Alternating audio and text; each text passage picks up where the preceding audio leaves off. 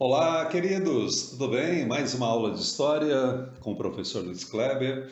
Nós estaremos tratando hoje sobre o assunto Brasil Colônia, que eu dividi em várias aulas para um melhor entendimento desse período crucial, o que da dominação portuguesa aqui em terras brasileiras. Lembrando que na aula passada vocês podem conferir, eu vou colocar o link aqui para vocês. Para quem não conferiu ainda, nós tivemos a aula sobre o período pré-colonial. Pré-colonial, período de 1530 por volta de 1530, né, esse período de cerca de 32 anos, justamente porque Portugal não havia efetivado ainda o interesse, não havia efetivado algum plano administrativo em relação às terras brasileiras. O Brasil Colônia, então, ele vai de 1530 a 1822, com a independência do Brasil. Depois nós teremos o Brasil Império, o Brasil República, até os dias atuais. Tá? Lembrando que tem vários historiadores, nós temos ainda em alguns livros didáticos que colocam de 1500 até 1822 como sendo todo esse período o Brasil colônia. Mas, para um melhor entendimento, atualmente os historiadores colocam como período pré-colonial 1500 até 1530, por volta de 1530, ok? Muito bem, nós iremos falar da colonização portuguesa aqui no Brasil. Antes, vamos entender um pouquinho sobre os tipos de colonização que nós tivemos, os tipos de colônias que nós tivemos na América. Nós tivemos colônia de povoamento e também colônia de exploração. Quais as principais características? As colônias de povoamento, quando você pensa em colônias de povoamento, vamos pensar principalmente nas colônias inglesas do norte, da atual América do Norte, né? Quais são as principais características? Pelo próprio nome você já pensa, povoamento, eles foram para povoar, eles foram para morar, eles foram pensando no futuro, né? Aqui eu vou criar os meus filhos, criarei também os meus netos, minha família, né? Eu quero que esse local que haja um progresso, né?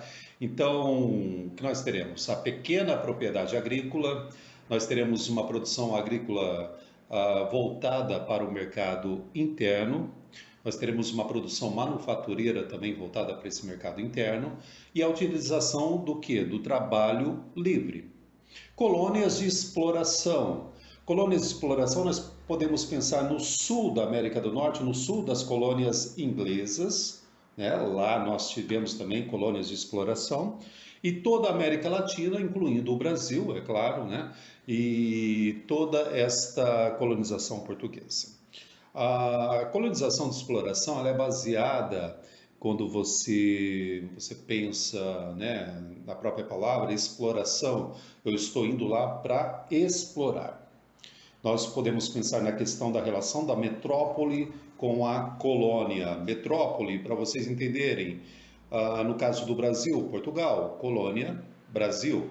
Nós éramos o quintal, né, um pedaço de terra para os portugueses. Então, a produção agrícola é baseada nos latifúndios, nas grandes propriedades e também na monocultura, principalmente se vocês pegarem no caso do Brasil, na nossa primeiro produto, né, na primeira cultura, que será o açúcar, a cana-de-açúcar. Qual que é o problema da monocultura? Né? Há um desgaste do solo. Nós temos também uma produção destinada toda para a metrópole, toda para o mercado externo, a partir da metrópole, né, o pacto colonial nas colônias de exploração. O que é esse pacto colonial? Todos os produtos só poderiam ser negociados com Portugal. E Portugal, é claro, que vendia para os demais, revendia para os demais países. A utilização, uma parte muito triste, depois nós teremos uma aula exclusiva sobre isso, a utilização do trabalho escravo indígena, que acabou não dando certo, e depois o trabalho escravo né, africano negro no Brasil e também várias colônias de exploração, que é a base, né, do trabalho nas colônias de exploração. Mais um dado importante, na colônia de povoamento nós tivemos lá na América do Norte, na colônia de povoamento, nós tivemos a presença da igreja protestante, nas colônias de exploração, principalmente a igreja católica, né? Lembrando que ao sul das colônias inglesas, também com a presença da religião protestante, nós tivemos também as colônias de exploração. Ok? Então, por que Portugal decide colonizar o Brasil, né? Primeiro, a queda no comércio com as especiarias, né, de especiarias com as Índias, né? O Brasil era um ponto de parada nessa rota comercial que passava pela África, contornava a África e chegava até as Índias. Lembrando que as Índias nós chamamos todo o continente asiático, ou seja, o homem daquela época chamava Índias, além de Calicut, que era o principal porto, né, de parada ali para os portugueses, na Índia, toda a Ásia era chamada de Índias. A ação de corsários, piratas, né, que agiam em nome, seguindo ordens de reis, né, de governantes, né? Nós tivemos muitos corsários aqui na costa brasileira. A presença estrangeira no Brasil, países já de olho aqui em terras brasileiras, na verdade, terras portuguesas, né? Na verdade, terras portuguesas. Éramos um pedaço de Portugal, infelizmente, né? Infelizmente eu falo porque nós tínhamos os nativos aqui antes, né, por essas terras. Lembrando que história tem várias vertentes, tá, pessoal? Uma nova fonte de renda, o açúcar. O açúcar será o segundo produto, né? Nós tivemos diversos, mas o segundo principal produto a ser explorado no Brasil. A segunda principal produto, o segundo principal produto, vamos dizer assim, né? Primeiro nós tivemos o pau-brasil, que continua ainda, e depois o açúcar, já aqui no Brasil colônia. Inclusive, nós tivemos a expedição do Martim Afonso, que até está na nossa aula anterior, você pode verificar. Montagem efetiva da empresa colonial portuguesa. Olha só, eu coloquei com letras garrafais, empresa colonial portuguesa, ou seja, uma empresa mesmo, né? O pacto colonial, a questão da exploração, a questão de ser um quintal, uma fazenda, o Brasil de Portugal, né? Eles vieram aqui para explorar, e isso foi durante muito, muito tempo. Assim nasce o nosso país. Muito bem, Portugal decide colonizar o Brasil, mas de que maneira irá colonizar o Brasil, né? Então, Portugal está sem dinheiro, lembrando que está em decadência, a questão das relações comerciais, a questão do comércio com as Índias. Portugal decide dividir o Brasil em grandes lotes de terras, as capitanias hereditárias. O litoral brasileiro ele será dividido em 15 grandes lotes, que serão chamados esses lotes de capitanias hereditárias. Hereditária porque o donatário, que era o responsável pela capitania, esse poder poderia ser passado para alguém da família, no caso o filho, né? Primogênito. A descentralização, é importante vocês entenderem, neste momento a descentralização, o que acontece? Nós teremos no Brasil, nós não teremos um governo que irá administrar nesse momento todo o território nacional. Cada capitania será independente, né? Cada donatário cuidará de sua capitania. A posse se dará através de uma carta de doação. Então, Portugal, o rei de Portugal, o que ele fará? Ele doará esse grande pedaço de terra para um nobre, para alguém que tivesse posses, e através do foral, que são os direitos e deveres deste donatário em relação à posse dessas terras. Os deveres dos donatários, né? Aquela pessoa, donatário, né? O dono dessas terras, entre aspas, né? Uma concessão dada por Portugal. Desenvolver o cultivo de cana-de-açúcar da capitania, Portugal já havia decidido em relação ao açúcar, a expandir a fé cristã, nós temos aqui a presença forte da Igreja Católica, a organização da defesa militar. Como assim da defesa militar? Justamente para proteger as terras conquistadas por Portugal. E estimular também a ocupação portuguesa. Quanto mais portugueses, quanto mais ocupação nós tivermos aqui em terras brasileiras, melhor será a proteção dessas terras. Muito bem. Direitos dos donatários. Retirar para si a vintena, 5% do negócio do pau-brasil ficava o quê? Para os donatários. Nós estamos falando em relação ao pau-brasil, em relação à cana-de-açúcar, tinha que pagar impostos, né? Os impostos ao 1/5, né, do lucro era repassado para a coroa portuguesa, e nesse momento nós temos também muitos atos de corrupção. Olha só, já essa palavra, muitos documentos mostram isso, muitos atos de corrupção nesse momento aqui no Brasil, e será um dos motivos que fará com que as capitanias hereditárias não progridam, né? Daqui a pouco, no próximo slide, o professor vai estar explicando isso. Olha só, o donatário ele tinha o poder de julgar os habitantes da capitania. Nós tivemos índios, tivemos escravos, mortos, né? Até a questão da pena de morte, né? Ele tinha o poder de juiz, esse donatário, este capitão hereditário, aí, né? O responsável pela capitania. E ele poderia conceder, nós tivemos muito, né? A questão das sesmarias, ou seja, terras do tamanho de uma fazenda, a quem tivesse recursos para produzir riquezas, ou seja, o donatário não conseguia tomar conta de uma capitania, já que era um terreno uma extensão de terra enorme. O que ele poderia fazer? Ele poderia dividir essa extensão de terra em sesmarias, ou seja, ele concedia o poder daquela sesmaria para um outro nobre ou para um burguês que tivesse ali um patrimônio que pudesse levar à frente, e ele pagava impostos para esse donatário, que repassava os impostos também para o rei, para a coroa portuguesa, né?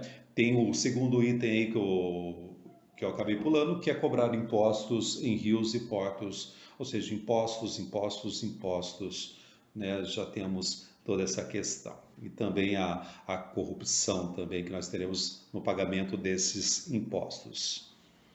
Pessoal, há muito tempo, ó, eu aprendi na escola, por isso que história não é decoreba, eu aprendi na escola desta maneira, como deveria ser Eu lembro que até desenhava, né? Tinha que desenhar, tinha que decorar essas capitanias, todas as 15 capitanias. Isso daí, nós tivemos aí esse mapa desde 1960 adotado pelo Ministério da Educação, e todas as escolas e os livros didáticos reproduziam esse mapa. Mas nós tivemos uma mudança, né? O Jorge Pimentel Sintra, historiador, engenheiro, ele é professor da USP.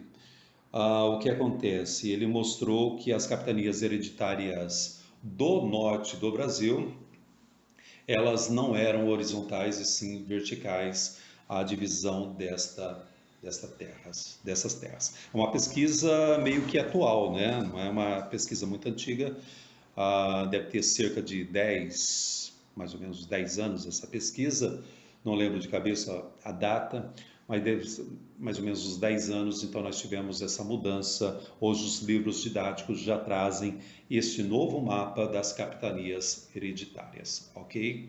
E também os concursos, as provas também já trabalham com este novo mapa, que foi produzido pelo Jorge Pimentel Sintra. Muito bem, as capitanias não deram certo. Por que não deram certo as capitanias? Para começar, alguns donatários nem chegaram a assumir algumas capitanias aqui no Brasil. A falta de recursos de alguns donatários que acabaram assumindo, mas também não tinham recursos para essa grande extensão de terra, né? Ficava difícil administrar essa grande extensão. Falta de comunicação entre elas, lembrando que havia uma descentralização. Cada capitania agia o quê? Com os suas próprias leis, o donatário não tinha uma comunicação com outro donatário, ou seja, cada capitania agia de uma maneira. A resistência dos indígenas, quando a gente fala dos indígenas, quando a gente fala também da escravidão em relação aos negros, houve resistência sim. Nós tivemos muita resistência. Os indígenas, é claro, os donos, os verdadeiros donos da terra, resistiram bastante em relação a esta ocupação portuguesa. Novamente, ataques de corsários, que continuou. Inicialmente, apenas as capitanias do litoral paulista, uma boa parte, né, vamos pegar também do atual Rio de Janeiro e também do estado de São Paulo, a capitania de São Vicente e também a capitania de Pernambuco prosperaram. Essas duas capitanias, né, conseguiram manter uma relação, ou vamos dizer assim, uma relação um pouquinho melhor com os indígenas, isso também acabou ajudando. Posteriormente, a da Bahia também acabou prosperando graças à cana-de-açúcar, né? Aí podemos falar de toda essa produção no Nordeste brasileiro da cana-de-açúcar, que será o Nordeste será o grande produtor da cana-de-açúcar. Muito bem, diante de tanta corrupção, diante desse fracasso das capitanias hereditárias, essas capitanias hereditárias, elas continuarão a existir, tá, pessoal? Só que Dom João III, ele decide o quê? Não, vamos colocar ordem naquela casa. Vamos colocar ordem, ou seja, no nosso quintal, né? Naquela casa não, no nosso quintal, que é o Brasil. Né? Tá muito bagunçado, né? Tá um samba do crioulo doido, né? O que acontece? Ele envia para o Brasil, né, uma missão para instalar o que? O governo geral. O governo geral, então ele resolve criar em 1548 e nós temos aí o Salvador da Pátria. Olha só, a primeira capital do Brasil, Salvador, mas o Salvador da Pátria, o Salvador da Pátria portuguesa, tá, gente? Quem será? Será esse daí, ó. Nós temos o Tomé de Souza, que será o primeiro governador geral do Brasil, né?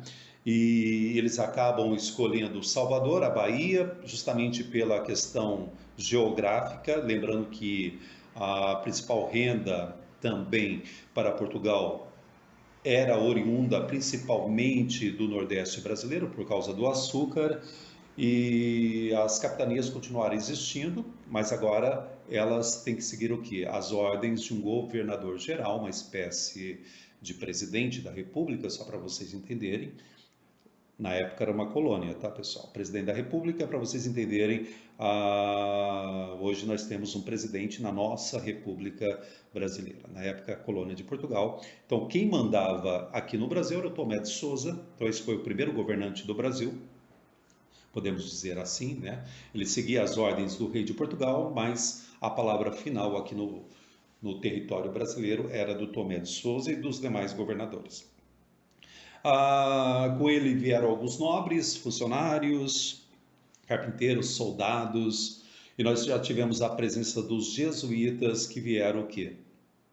Vieram para catequizar os índios, para expandir a fé cristã, no momento que nós estamos vivenciando o que a revolução, né, a protestante, toda essa questão que nós temos desse rompimento que uma parte da Europa está fazendo com a Igreja Católica, então a Igreja Católica precisa o quê? De novos fiéis. Essa primeira missão será chefiada pelo padre Manuel da Nóbrega. Após vencer o combate com os indígenas, né, apossaram-se das terras dos verdadeiros nativos, né, dos verdadeiros donos, né, dos nativos, e construíram a primeira capital do Brasil. Então, a primeira capital do Brasil, Salvador, tá, pessoal? A primeira capital do Brasil, Salvador, até o ciclo do ouro, até final do século XVIII, quando nós temos o Rio de Janeiro assumindo esse papel, e depois no século XX, isso já depois de Juscelino, né? Juscelino irá construir Brasília, a nossa atual capital é Brasília. Ok, pessoal? Nosso papo de hoje foi esse, sobre o Brasil Colônia 1, a primeira questão das capitanias hereditárias e também do governo geral. Até a próxima aula, quando nós estaremos falando do ciclo da cana-de-açúcar, nós estaremos falando sobre a questão da escravidão dos indígenas e também dos africanos. Ok? Bons estudos, abraços, até a nossa próxima aula.